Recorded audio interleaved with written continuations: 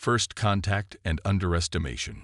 The Galactic Confederation had ruled the known universe for over 10,000 cycles. Their doctrine was simple: advanced technology and superior numbers guaranteed victory. The Confederation's might stretched across 3 spiral arms of the galaxy, their massive ships a testament to their engineering prowess. Every species they encountered eventually submitted to their rule, joining their ranks or facing extinction. Supreme Commander Zixtal stood at the observation deck of the Eternal Vigilance, his flagship that stretched 20 kilometers from bow to stern. His crystalline eyes reflected the distant starlight as he reviewed the latest intelligence reports. A new species had emerged from a backwater sector of the galaxy, spreading rapidly across their local cluster of stars. Humans, he pronounced the word carefully, his translator struggling with the alien syllables. Another primitive species playing at spaceflight. His second-in-command, Strategy Director Verilon, projected a holographic display of human territory. They've colonized 57 systems in just 30 years, Supreme Commander. That's an unprecedented expansion rate. Zixtal waved a dismissive appendage through the hologram. Desperate expansion. Their homeworld is overcrowded, no doubt. What of their military capabilities? Limited, Verilon responded, bringing up images of human vessels. Their largest ships barely reach 2 kilometers in length. They rely heavily on smaller craft, most under 500 meters. Their weapon systems are peculiar. They seem to favor kinetic weapons over energy-based ones. The Supreme Commander's crystalline scales shifted color slightly, indicating amusement. Projectile weapons. In space, these humans are more primitive than we thought. Have they even mastered quantum shielding? No, Commander. They use some form of electromagnetic shielding, but nothing approaching our defensive capabilities. The discussion was interrupted by a junior officer rushing onto the deck, his scales pulsing with urgent patterns. Supreme Commander, we've just received word from the 7th Fleet. They encountered human ships in the Proxima sector. Zixtal's scales shifted to attention. And? The humans, they retreated immediately, Supreme Commander. They didn't even attempt to engage. Our scout ships reported their vessels seemed to malfunction during the retreat. Erratic movements, power fluctuations. The Supreme Commander's amusement grew. As expected. Show me the sensor readings. The holographic display shifted to show the encounter. A group of human ships, indeed moving erratically, desperately fleeing from the Confederation scouts.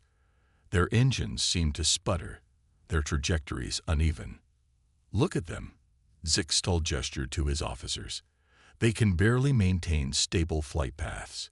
Their technology is centuries behind ours. Director Verilon, prepare a standard subjugation fleet. Let's welcome humanity to the Confederation properly. As his officers hurried to comply, none of them noticed the subtle patterns in the human ship's retreat.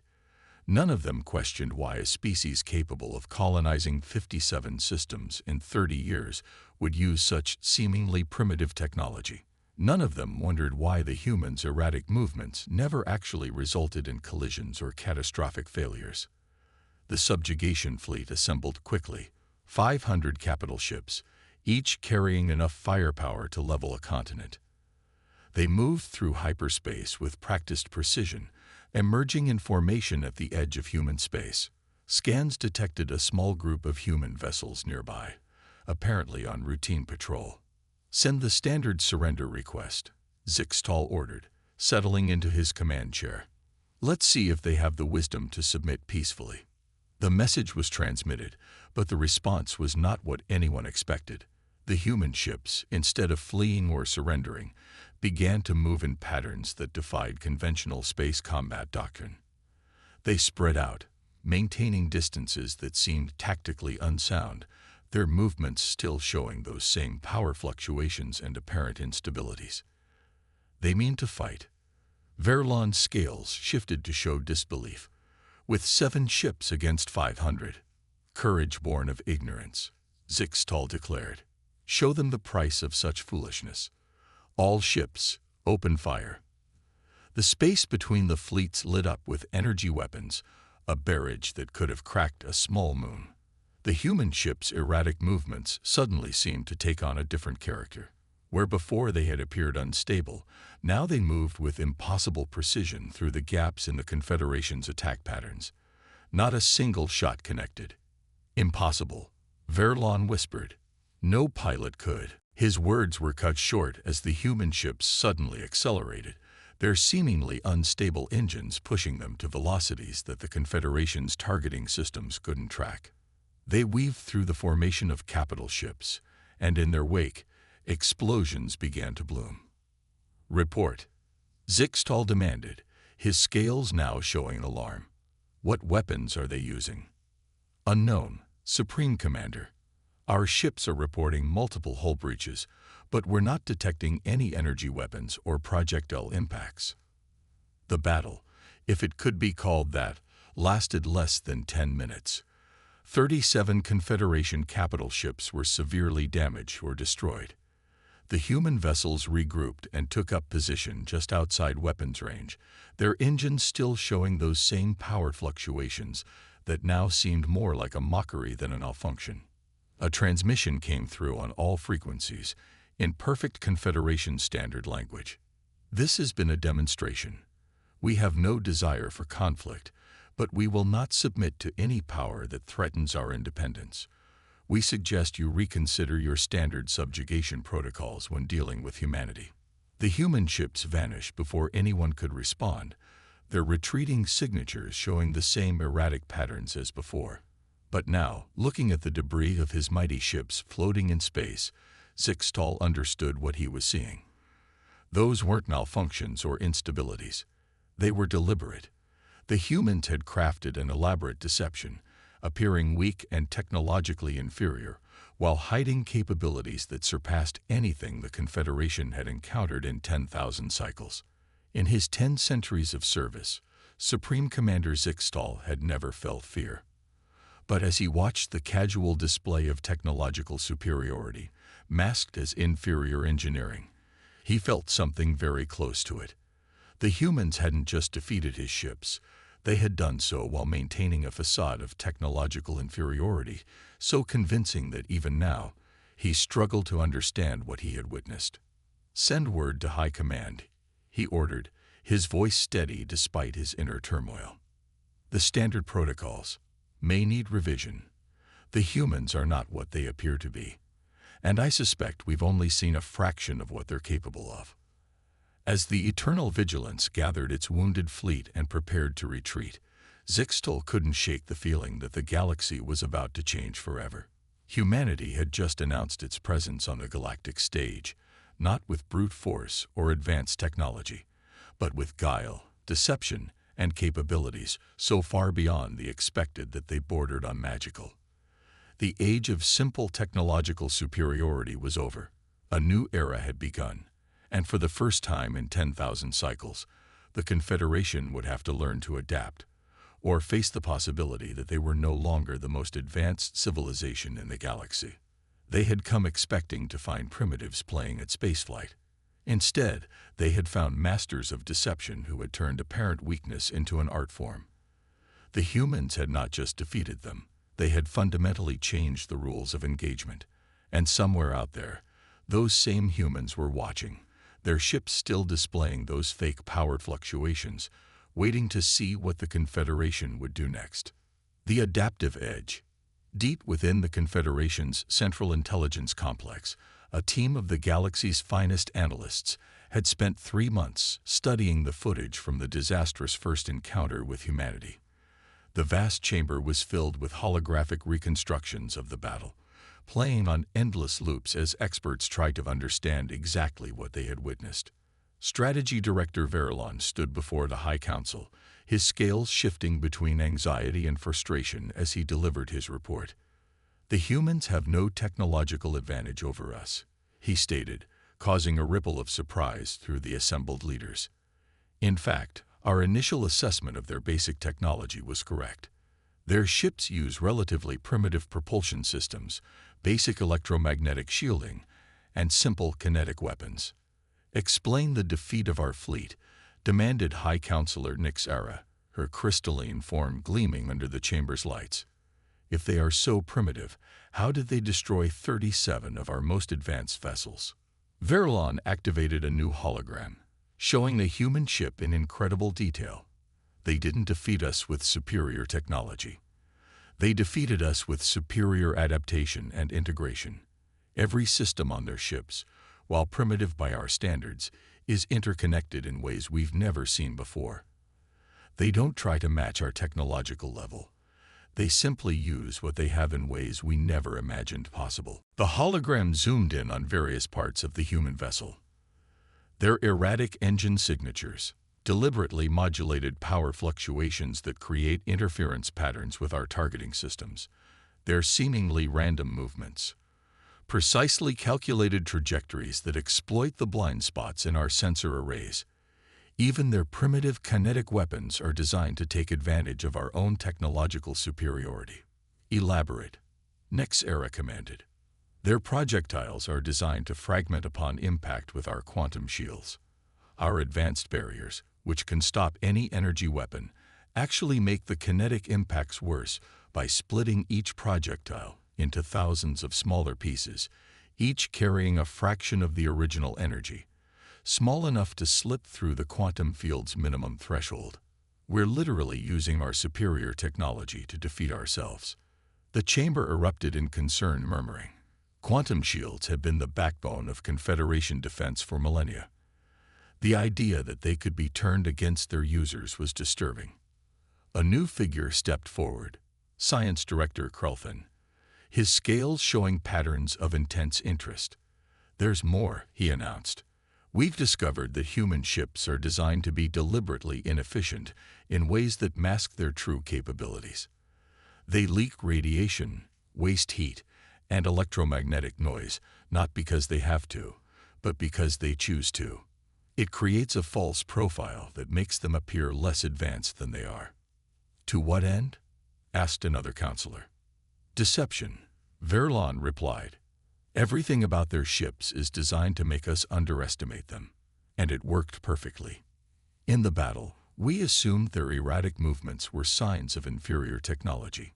Instead, they were carefully choreographed maneuvers that positioned their ships exactly where they needed to be for their attack runs."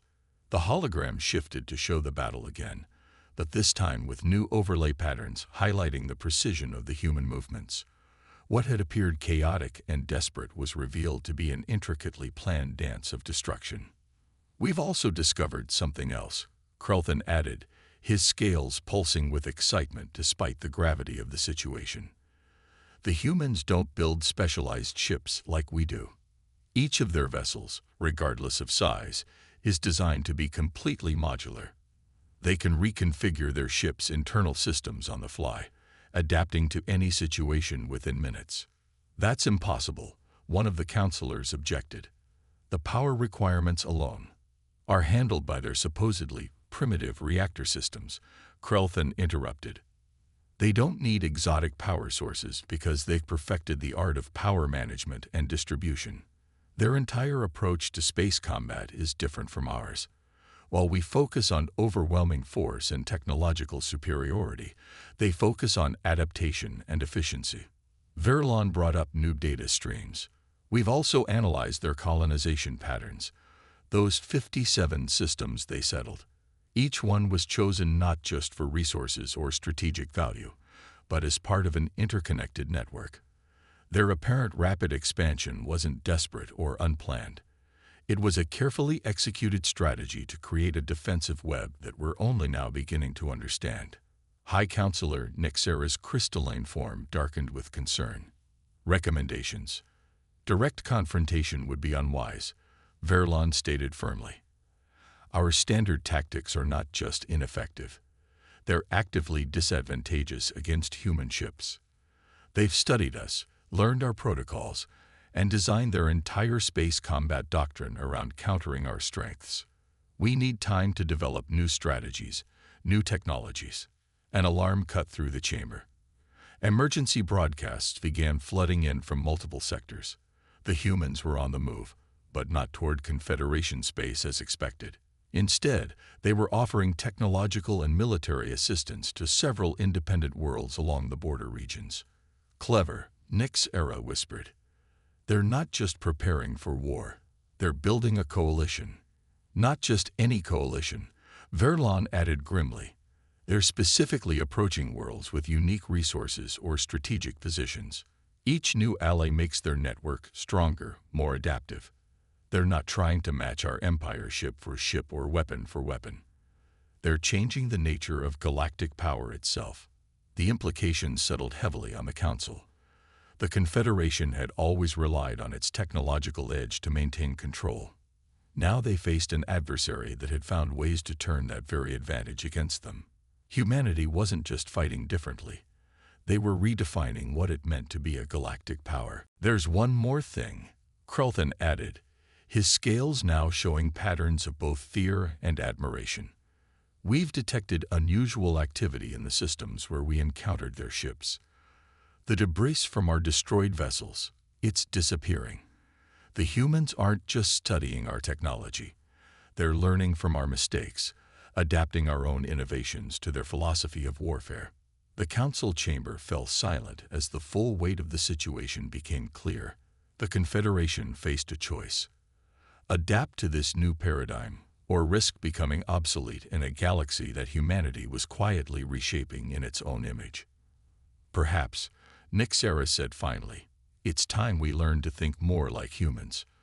But as the Council debated their next move, human ships continued their deceptive dance across the galaxy, their engines still broadcasting those deliberately erratic signatures, waiting to see if the Confederation had truly learned its lesson about underestimating humanity's adaptive edge. Breaking convention. The Azurian trade hub had stood as neutral ground for centuries, its massive crystalline structures housing representatives from hundreds of species. Today, it hosted an unprecedented gathering. In a secure chamber deep within the hub, representatives from 12 independent worlds met with a human delegation, while Confederation surveillance ships lurked at the edge of the system, watching helplessly. Ambassador Sarah Chen stood before the assembled aliens, her simple black uniform a stark contrast to their ornate diplomatic guard. Behind her, a holographic display showed what appeared to be a malfunctioning human vessel, its energy readings fluctuating wildly. What you're seeing, she explained, is not a malfunction, but a demonstration of adaptive resonance technology. Our ships don't just avoid enemy fire, they learn from it. Each apparent instability is actually a defensive pattern, evolved from countless encounters with different weapon types. The alien representatives leaned forward, their various sensory organs fixed on the display. The Valaxians, with their compound eyes, were particularly intrigued by the complex patterns of movement. But surely, spoke Delegator Zin of the Valaxian Collective, such systems require immense computational power. Our analysts suggest your technology is far more primitive than the Confederation's. Chen smiled. That's exactly what we want them to think. We don't need exotic quantum processors or artificial intelligences. We use linked neural networks, biological computers that learn and adapt naturally. Every human ship carries a garden of engineered bacteria that process information more efficiently than any artificial system. The revelation sent shockwaves through the chamber. The idea of using biological systems for ship operations was completely foreign to species that had followed the Confederation's technological doctrine for millennia. This is why we've invited you here, Chen continued. The Confederation's approach to technology, bigger, more powerful, more advanced, is fundamentally flawed. They've created a technological monoculture that's vulnerable to innovative countermeasures. We're offering an alternative. In orbit above the trade hub, a human vessel performed a series of maneuvers that should have been impossible with its apparent level of technology. Its engine fluctuations, once thought to be signs of inferior engineering, created interference patterns that made it virtually invisible to standard sensors. We don't want to replace the Confederation's dominance with our own, Chen emphasized. We're proposing a new kind of alliance. Each of your species has unique biological and technological adaptations. Imagine combining them in ways the Confederation never considered. The Murith representative, a being of living crystal similar to the Confederation species, vibrated with interest. You suggest we should deliberately appear less advanced. Mask our capabilities. We suggest you consider that advancement doesn't always mean what the Confederation thinks it means. Chen replied. Their quantum shields are incredibly powerful, yes. But our simple magnetic deflectors, combined with smart matter hull plating that adapts to that we're deliberately appearing less advanced than we are. Of course, that's part of the strategy. They'll waste resources trying to figure out our real technology level, never understanding that our true advantage isn't technological at all. It's philosophical. The chamber erupted in discussion as the implications became clear. The human approach wasn't just a different way of fighting. It was a different way of thinking about technology and power itself. Even now, Chen continued over the excited chatter. Confederation analysts are studying debris from our battles, trying to reverse engineer our capabilities. What they don't realize is that each piece of debris is designed to tell a different story, to suggest capabilities we may or may not actually have. We're not just fighting their ships, we're fighting their assumptions. A series of holograms appeared, showing different human ship designs. Each one appeared to have obvious weaknesses, apparent design flaws that any military analyst would note as vulnerabilities. Every flaw you see is deliberate, Chen explained. Every vulnerability is a trap. We don't build ships to be powerful. We build them to be adaptable. And now we're offering to teach you how to do the same. The Murith representative's crystalline form pulsed with patterns of deep thought. The Confederation will not allow this. They will see any alliance with humans as a threat. They already do, Chen agreed. But what can they do about it? Attack us openly. Every engagement teaches our ships new patterns, new ways to turn their superior technology against them. Impose sanctions. We're offering your world something more valuable than trade. We're offering independence from their technological dominance. In orbit, the human ship's erratic energy patterns suddenly stabilized, revealing a level of control that made its previous movements seem even more obviously deliberate. It was a calculated display of capability, showing that humans could operate normally when they chose to. The Confederation rose to power because they were the most technologically advanced species in known space, Chen concluded. We survived on Earth, evolved, and expanded into space because we learned to adapt. We're not offering you advanced technology. We're offering you something far more valuable, the ability to evolve beyond the need for it.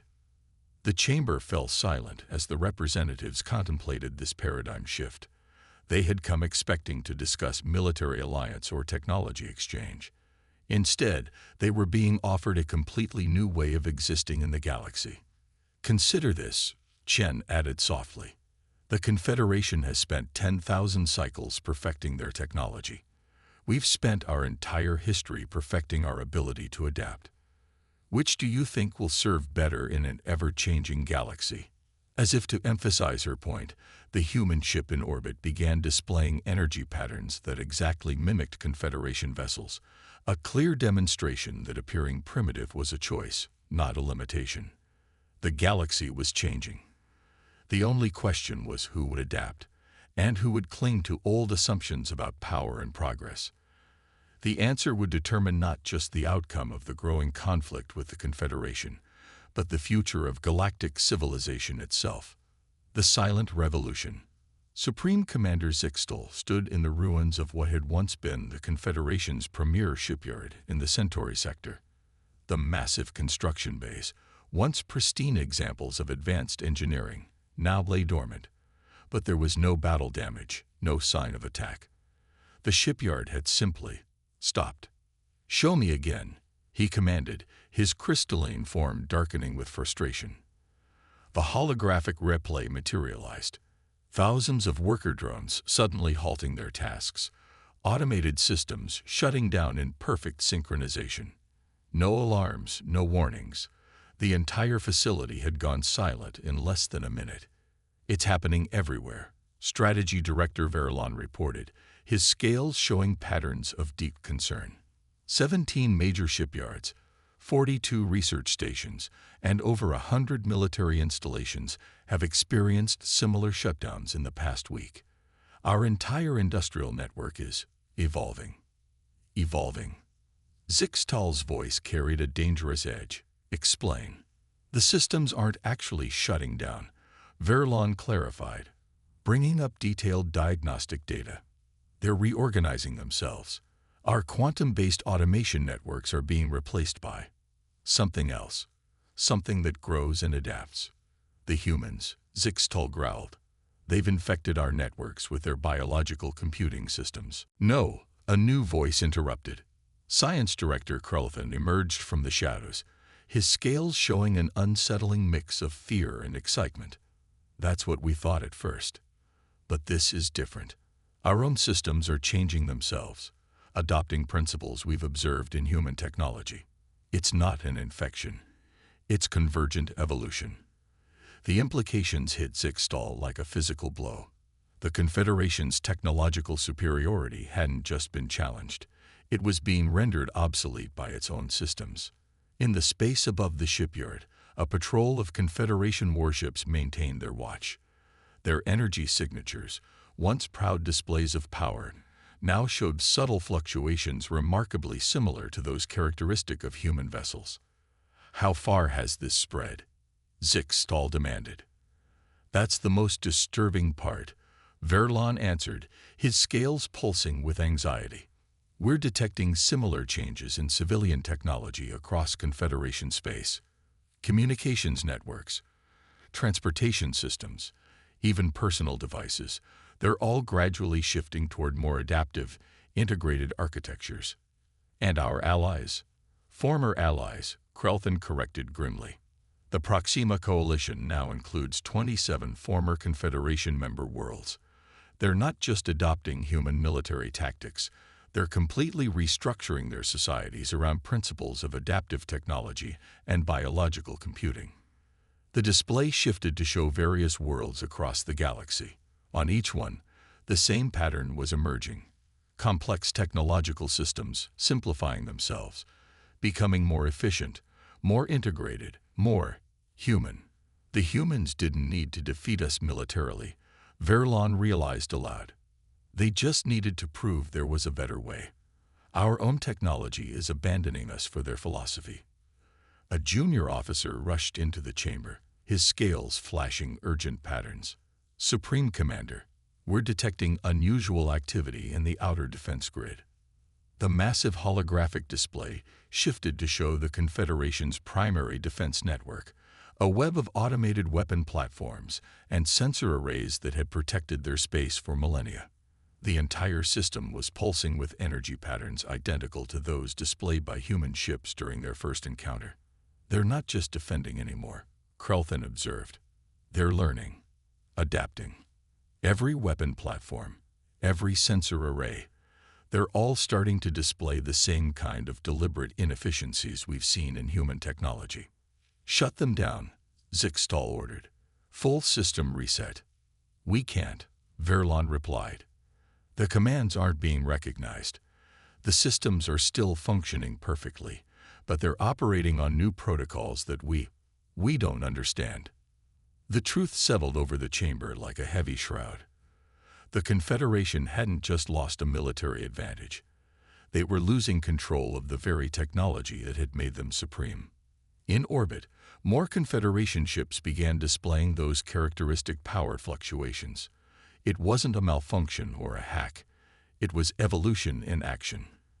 The very principles that had made human ships so effective were being naturally adopted by Confederation technology.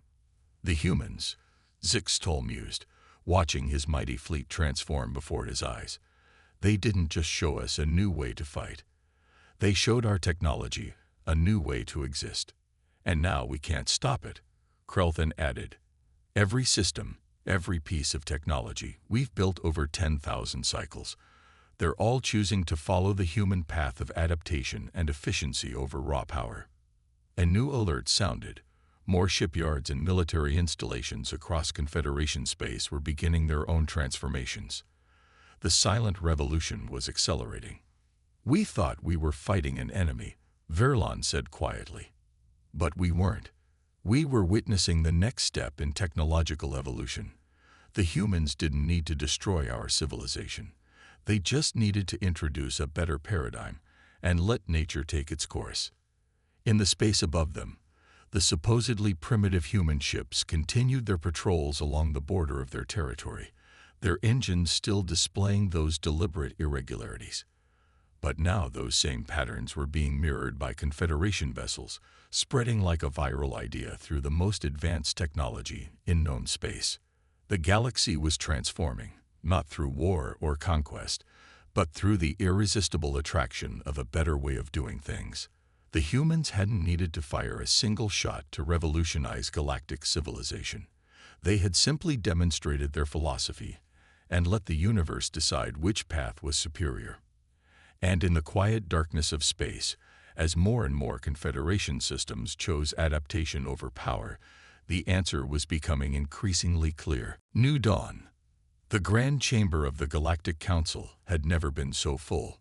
Representatives from hundreds of worlds, former Confederation members, independent systems, and human allies, gathered for what many were calling the most significant meeting in galactic history.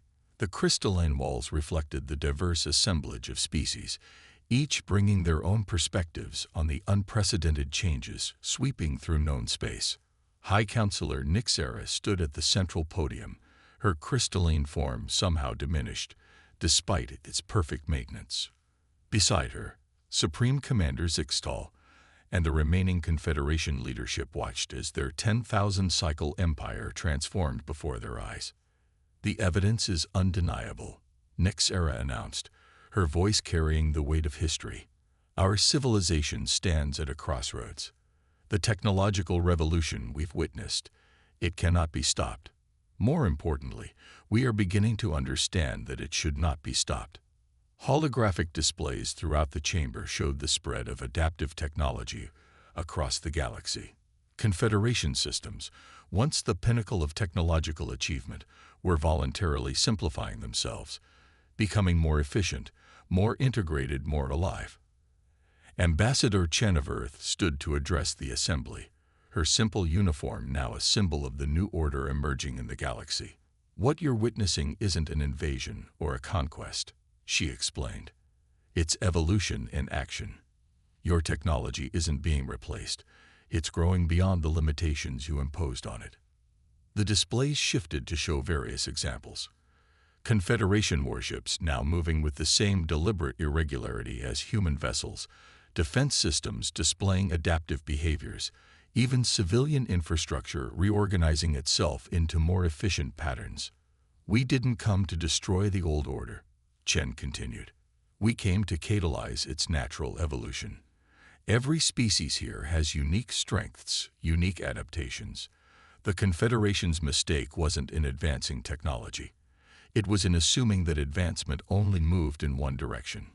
Science Director Krulevin stepped forward, his scales showing patterns of newfound understanding.